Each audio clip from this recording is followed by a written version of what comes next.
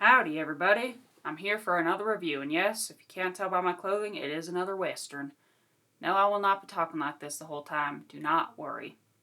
I could probably try, but my accent would get worse and worse as I went on. I am not very good at accents, and I would just make myself laugh. Which is okay. Laughing is good. Anyways, see, here we go. I'm already laughing. Today's review of a Western novel is Riders of the Purple Sage by Zane Grey. So after reading Louis L'Amar's novel, I looked him up, and it was like, he's kind of like Zane Grey. And I was like, is he? And I would say yes and no. I mean, they're both just Western writers. I felt like Zane Grey tried to put more, at least in this is the only Zane Grey novel I've read. That's the only Louis L'Amarr novel I've read, The Quick and the Dead. So this is judging based off of one novel from each author. I felt like Zane Grey tried to put a bit more of substance into his Western novel, like things would make you think, or really nice, beautiful descriptions of the land, and more into the characters than Louis L'Amarr did. But to be honest, I didn't enjoy Riders of the Purple Sage as much, and I'll tell you why. So, to begin with, the book is about basically a band of evil Mormons, and to be honest, that does not bother me. I find it super entertaining because I grew up in a Mormon family, and so any over-the-top ridiculous depictions of Mormons being evil, like, really, really crack me up. Another good example would be if you love Sherlock Holmes, read The Study in Scarlet. Brigham Young, who is a Mormon prophet, is horrible in that, and so are all the Mormons in that, and I just found it laughable. I had a great time reading it. Like, it was so entertaining to me, having grown up a Mormon, to see people depicting Mormons as horrible people.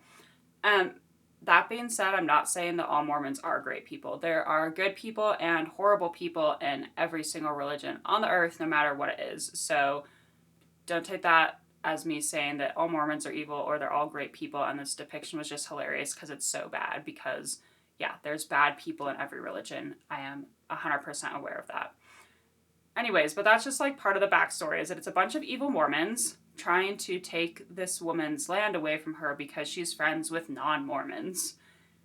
So it was entertaining in one way, and in some ways I felt like it still reflected the Mormon culture today, because at least how I grew up, I'm not saying this is everyone, at least how I grew up, we were told to keep friends with the same values, blah, blah, blah, and they really do press marrying someone who is Mormon. Like, being married in the temple and having an eternal marriage is a big part of the Mormon religion, and the Mormons in this book are persecuting a woman because she loves a non-Mormon.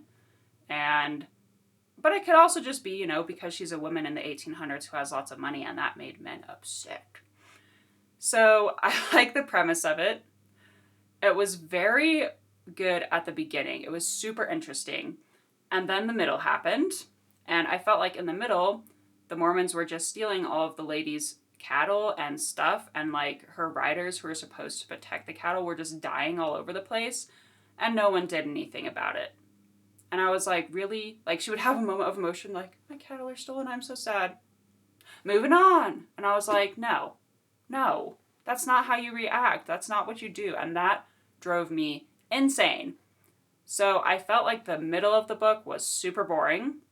And then I felt like the end was super abrupt and not much of a conclusion. Like, here's going to be a spoiler, so plug your ears if you don't want to hear what happens at the end.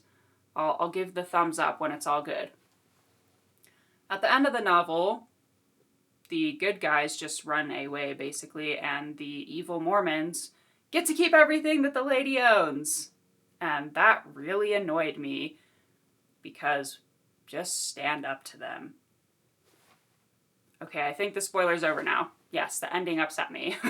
That's all I'm going to say for people who didn't listen to the spoiler.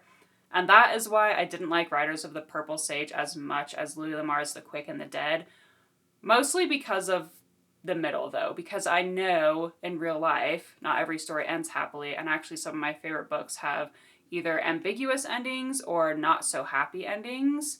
And so I do realize that life isn't always like, yay, the good guys win, and all the evil people, are dead, woohoo, yay. So it was mostly the middle very boring middle, in my opinion, of the book that annoyed me, because it was just the same thing over and over. They kept stealing more of her stuff, and they kept stealing more of her stuff, and no one did anything about it, and no one did anything about it for like the whole middle of the book.